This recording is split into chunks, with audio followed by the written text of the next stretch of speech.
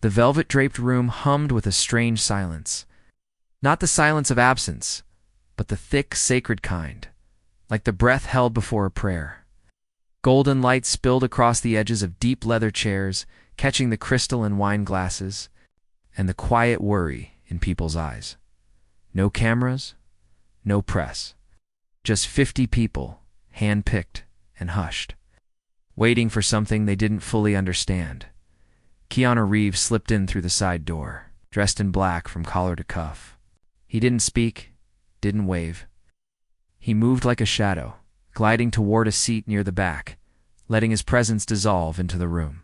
A few heads turned slightly, not sure if it was really him. But no one asked, no one dared. At the front stood Mel Gibson. Older, smaller somehow, not in stature, but in energy. His shoulders carried something heavier than shame, but softer than guilt. He didn't grip the microphone like a performer. He held it like a man who'd written something on a napkin in the middle of the night and was now being asked to read it out loud. He looked around once, twice, then finally said, "This isn't a movie. It's a confession." And that was it. The lights went black. Not dramatically, but gently, like dusk falling in a quiet cathedral. For a moment, the only sound was the low buzz of the projector warming up. Then the screen flickered, coughed, and came to life. A single word glowed on the screen, white and slow. Forgiveness. A shifting unease moved through the audience. It's not discomfort, but recognition. As if the word had suddenly made the room smaller. Tighter, more intimate, the film began, but there was no score. No names, just the sound of wind. A man walked alone through an empty street, his face unseen, his footsteps deliberate. The street was familiar not in geography, but in feeling. It looked like that stretch of memory we all visit when grief wakes us at 3 a.m., the kind of place where time isn't real and everything echoes. Keanu leaned forward, elbows on knees, fingers locked. His face didn't move, but something behind his eyes did. On screen, the man entered a small chapel. Sunlight streamed through stained glass, painting his skin with fractured colors. He sat in the back pew and stared forward.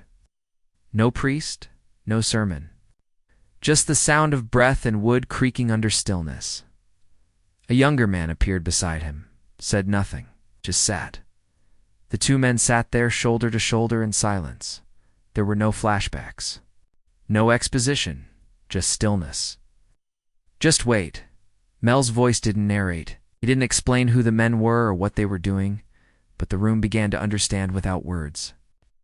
This wasn't storytelling. This was a mirror. People began shifting in their seats. Some leaned in, some looked down. One woman gently removed her earrings, as if the sound of metal brushing her skin was too loud for what was happening here. Keanu hadn't blinked in minutes. He was still.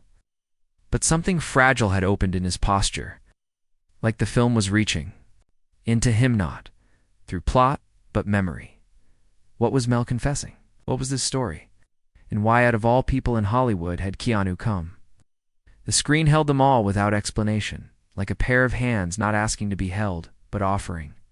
The screen faded to black, and for a moment, no one in the room moved. The air itself felt suspended, like even the molecules were holding their breath.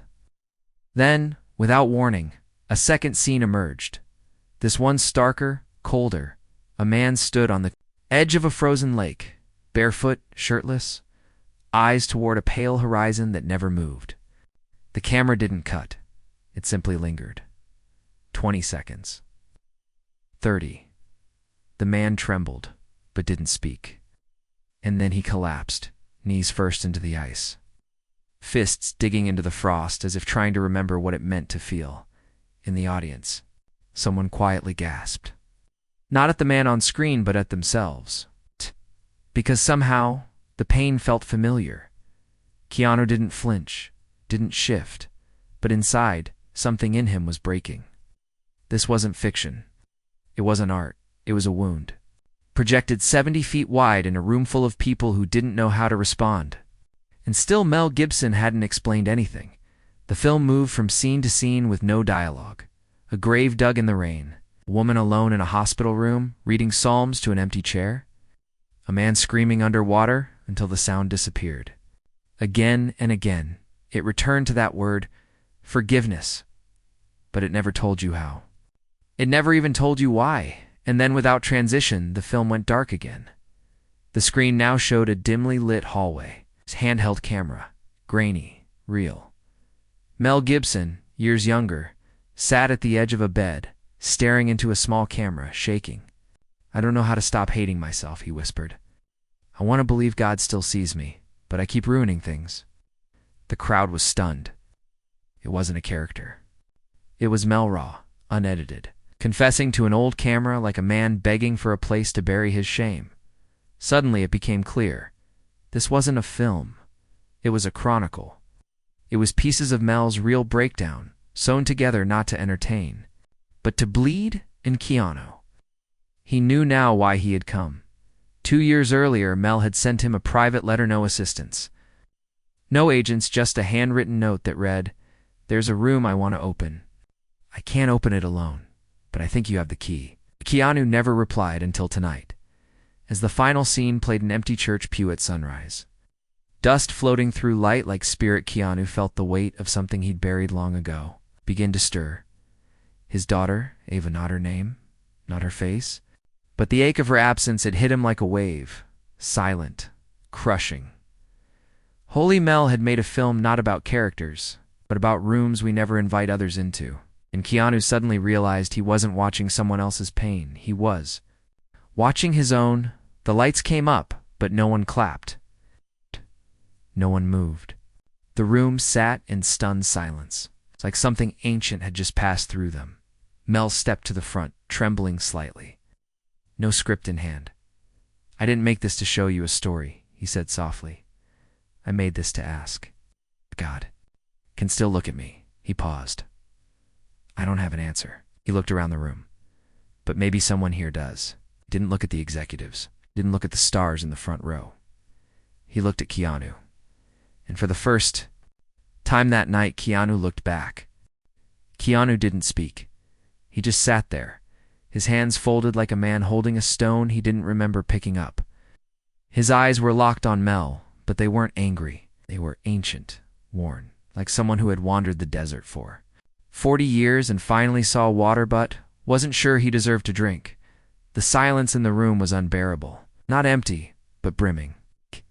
Some guests shifted uncomfortably, as if expecting someone else to break the moment. A few looked toward the exit, unsure whether they had just watched a movie or survived a spiritual earthquake. No one quite knew the rules anymore. This wasn't Hollywood. It felt like something sacred had crept into the room without permission. Mel didn't say another word, just stepped back from the mic, nodding once toward Keanu, and left the stage. And Keanu stood up. Not dramatically, not theatrically. He rose slowly like a man peeling off a second skin. His boots echoed on the hardwood floor as he stepped toward the front, each footstep hitting like a drumbeat in a funeral procession. Some guests leaned forward, unsure what they were about to witness. Others held their breath. Keanu reached the front and turned around.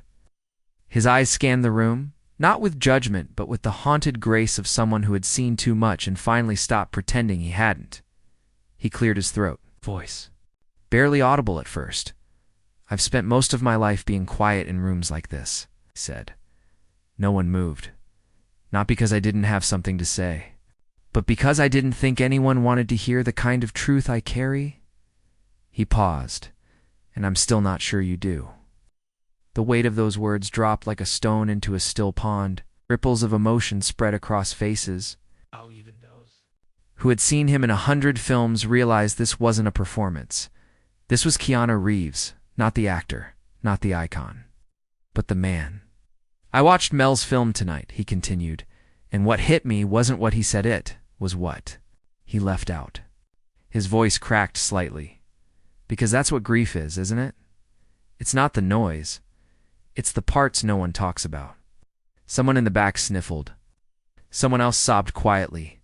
Keanu looked down, then back up.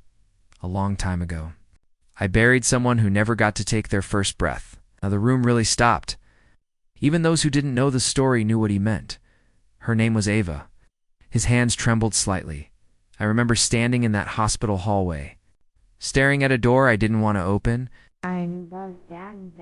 Behind it was silence. Not the peaceful kind. The kind that wraps around your ribs and doesn't let you breathe. He took a deep breath. That's when my faith broke. His words weren't bitter. They weren't dramatic. They were still. And that stillness carried more weight than shouting ever could. People think when you stop believing in God, it's because you've stopped caring. But that wasn't it for me. His voice dropped almost to a whisper. I stopped believing because I did care. Too much. Every eye was on him. Even Mel, in the wings, was motionless. I used to think God was supposed to fix things, Keanu said. But he didn't fix me. He didn't give me answers. And for a long time I thought that meant he wasn't there. A pause. But then something strange happened. I was in New York. It was raining. I ducked into a little chapel knot. To pray. Just to get out of the cold. His lips tightened like the memory itself had weight. There was a verse carved into the wall behind the pulpit. I'd never read it before. It said, my God, why have you forsaken me?" He stopped, and I realized that wasn't. A man losing faith? His voice broke again. That was a man who still believed someone was listening, Evan, in the silence. You could hear the tear fall from his cheek and land on the mic. "I don't know how to preach," Keanu whispered. "I'm not a theologian. I don't have a testimony that wraps up nicely." He looked at Mel now. "But I saw your film tonight. You asked if God can still look at you." Another breath, another pause.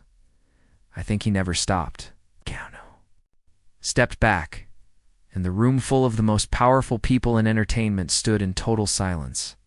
Not one phone, not one whisper, just reverence, just presence. The silence that followed Keanu's words wasn't hollow, it was alive.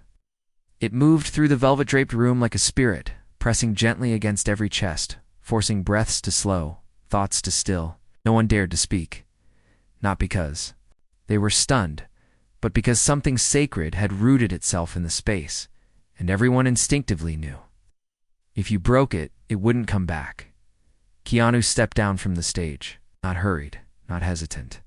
His eyes no longer searched the room. They didn't need to. He had emptied something inside himself, and now he walked like a man no longer afraid of being seen as he returned to his seat. Mel rose slowly, almost shakily from the shadows. The two men looked at each other for one long, breathless moment. Mel didn't say thank you. He didn't clap. He simply placed a hand over his heart and nodded, like a soldier acknowledging another survivor of a war only they could see. But then, someone in the crowd stood up. An older man in a gray suit, weathered face, eyes wet. He didn't introduce himself, didn't ask permission. He just spoke. "My daughter hasn't talked to me in 6 years," he said. "I came here tonight because I thought maybe I'd get inspired to write again. But I didn't expect this. I didn't expect to remember why I wrote in the first place." He sat back down. Then another voice. A woman this time, Hollywood agent. Sharp eyes, flawless skin. "But tonight and done, my mother died last year. I never told her I forgave her."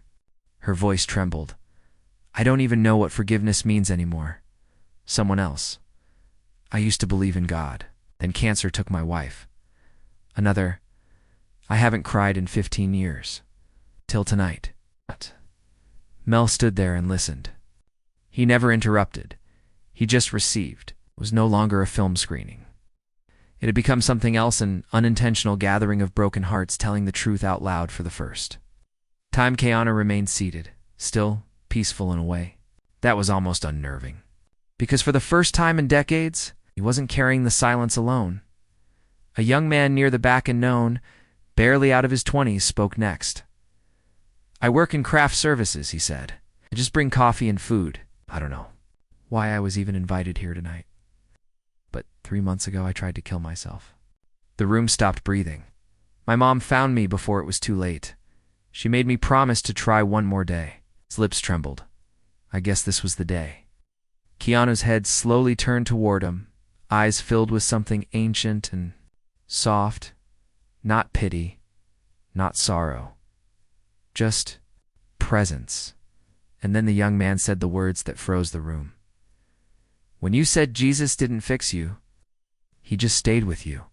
That's the first time I ever thought maybe God isn't disappointed in me. Mel dropped into a chair, covered his mouth with his hand, eyes burning. For years he had carried shame in silence. Shame over his failures, over his rage, over his public falls from grace. And tonight he hadn't come seeking redemption, he'd come seeking permission.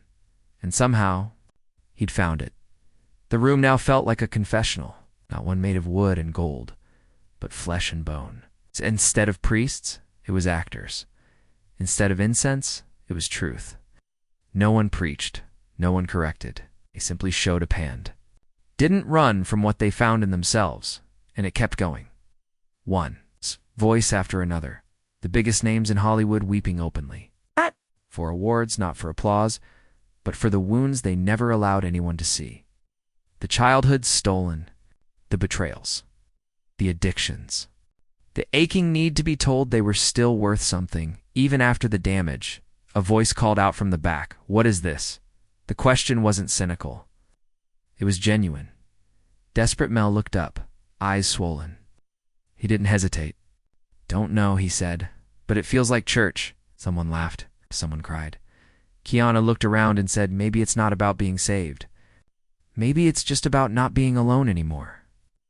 Then he stood again, but this time not as a speaker.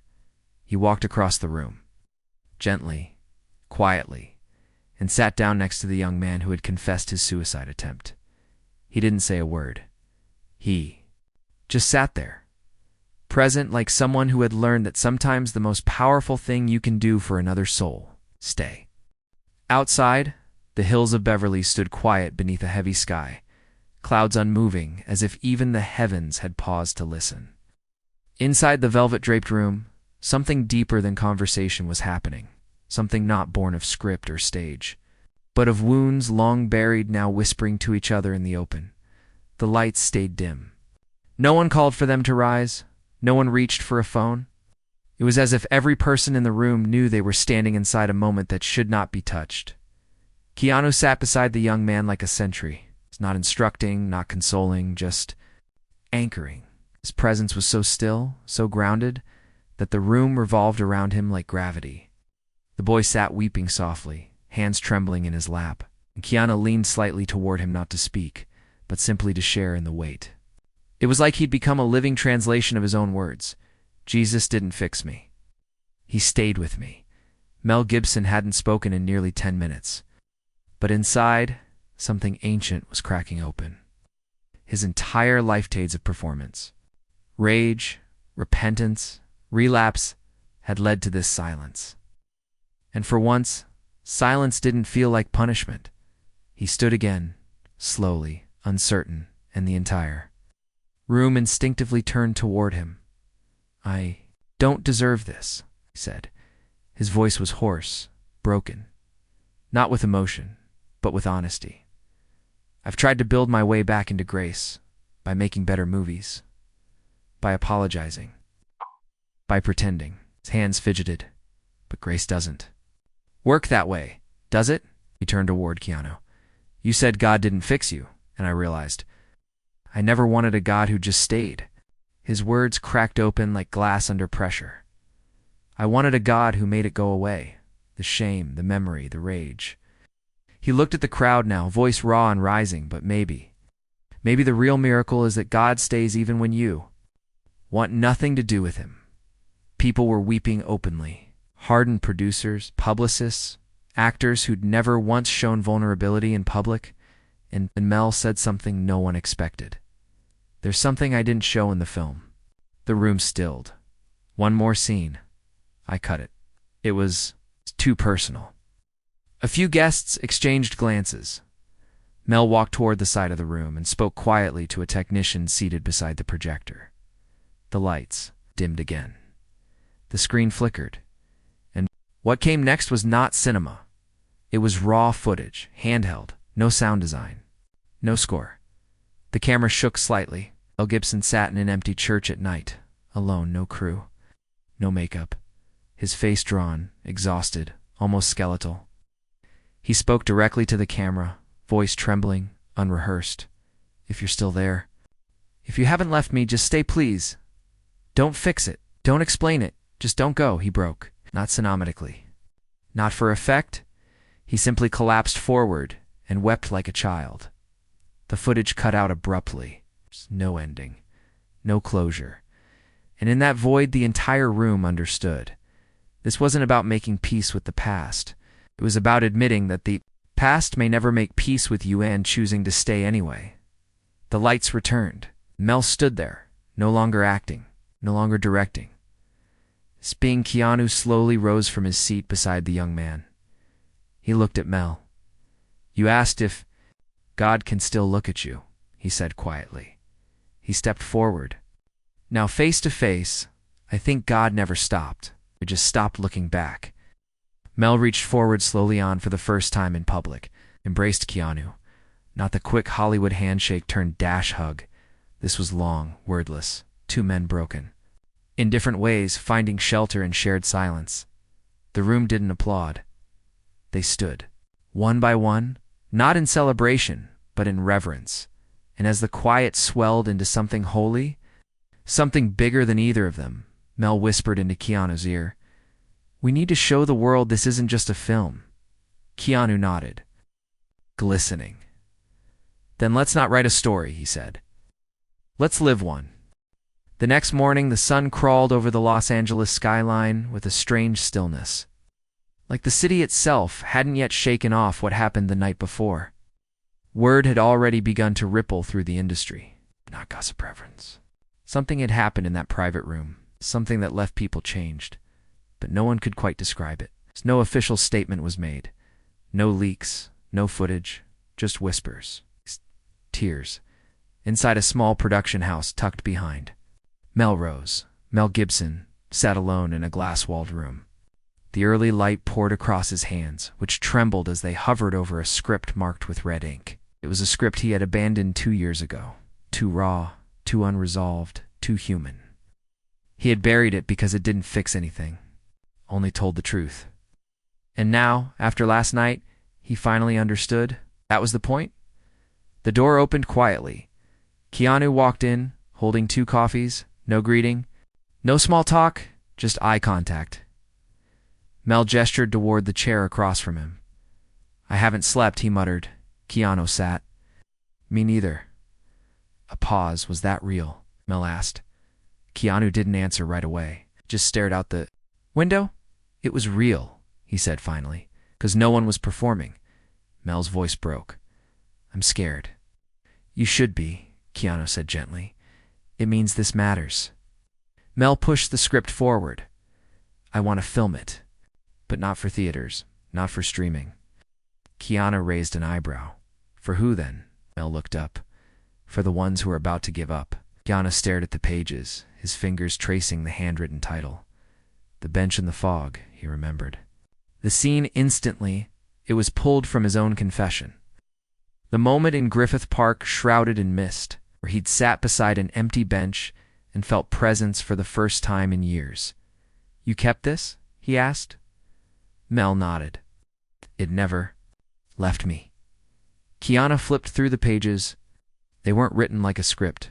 There were no scenes. No character names. Just moments. Fragments of truth. Someone folding laundry next to an urn. A child's drawing on a hospital wall. A voicemail never deleted. A prayer whispered into a cracked dashboard. "This isn't a film," Keanu whispered. Mel looked him in the eyes. "It's what we never let ourselves say out loud." Keanu closed the pages slowly.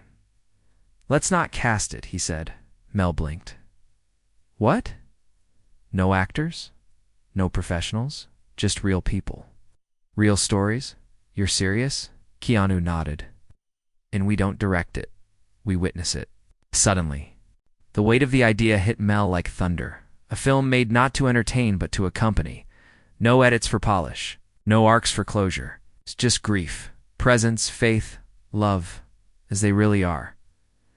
But then came the fear. What if no one watches? Mel asked, voice shaking. Keanu leaned forward, voice steady.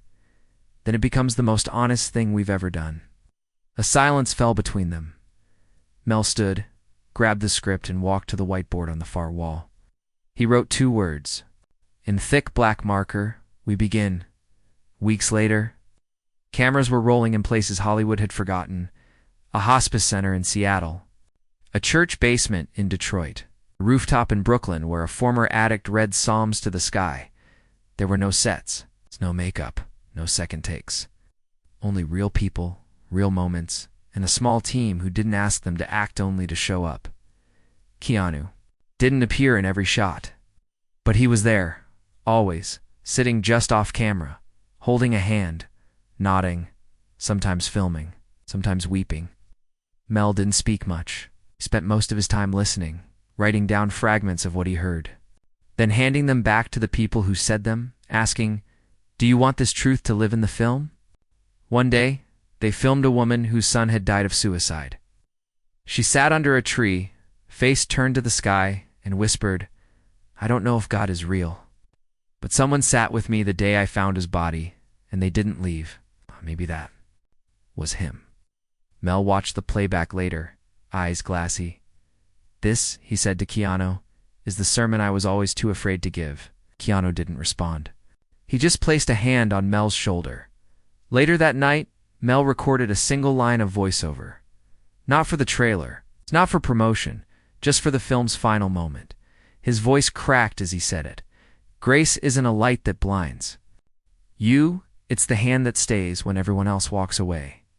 And somewhere, in the city of angels, a church bell rang quietly, steadily as if confirming that something sacred had just begun. Months passed, but the fire never went out. What began as an unscripted night in a private screening room had turned into something no one could name: a movement without banners, a film without actors, a faith without walls. It spread quietly, like breath on glass. No press release, no red carpet. Only a slow, sacred whisper passed from soul to soul. "You need to see this."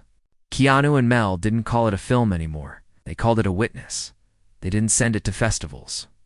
They sent it to hospice workers, prison chaplains, grief counselors. In forgotten churches where the pews sat empty, but the pain sat full. It wasn't released. It was given, and somehow it grew. People watched it in hospital rooms and broke down before the ending.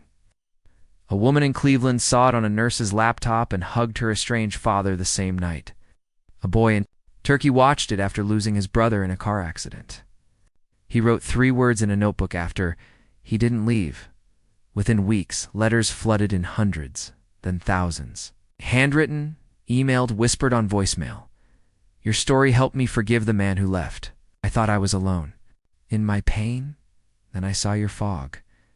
I didn't end my life, because I felt like Jesus was sitting beside me." And then came the knock. Keanu opened the door to a soft-spoken woman holding a child. Her hands trembled as she stepped inside. "I saw it," she said. "The film, my husband left us 3 years ago. Hadn't stepped foot in a church since, but that bench, the one in the fog," her voice caught. "It looked just like the one where I sat and asked God if he still loved me," Keanu said. Nothing. He just poured her tea and sat with her in the quiet, the child curled up in her lap. He didn't offer wisdom, didn't speak of God or grief or grace. He simply stayed.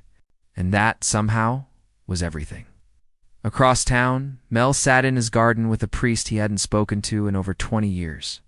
The priest watched the final cut and then said softly, "You finally let God speak without trying to write his dialogue." Mel laughed, then wept. But the moment that changed everything came without warning.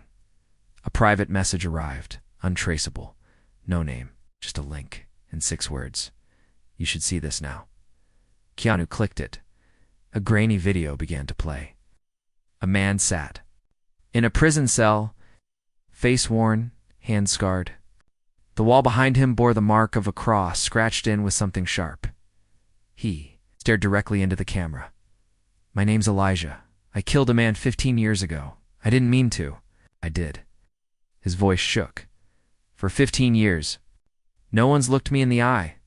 No one but chaplains. Even they didn't stay long. He held up a worn notebook. But then, one of them showed me the bench in the fog. His voice broke completely now. I didn't believe in Jesus. I still don't know if I do. But when that man on the screen sat down and didn't say a word, I broke. He looked away, then back, because for the first time, someone didn't tell me to fix it.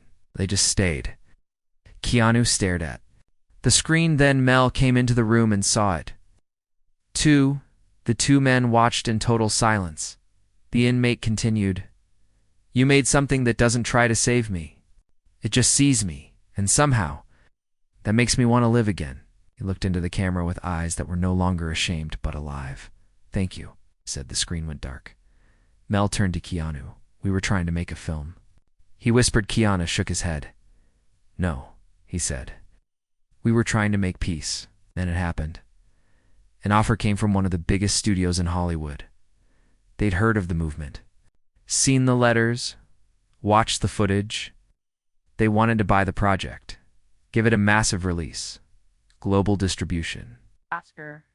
Campaign. Mel stared at the contract for 10 minutes, then looked at Keanu. "You want it to go big?" "I'll ask." Keanu thought long and hard. "Only if it stays small," he said. "Only if the heart doesn't get edited." They called the studio and said no. Instead, they announced something unheard of in the industry. The film would be free. No ads, no premieres, no profit, just presence. They uploaded it quietly, without fanfare, onto a blank website titled, "He Stayed." No credits, just a single line on the homepage. "If you feel alone in your pain, press play. Someone is sitting beside you now." And as millions around the world watched, not a single word trended, but a stillness swept across hearts. A kind of resurrection that didn't come with trumpets, but with tears, because finally someone had told the truth. Not to fix the broken, but to sit with them in the dark. Until morning came.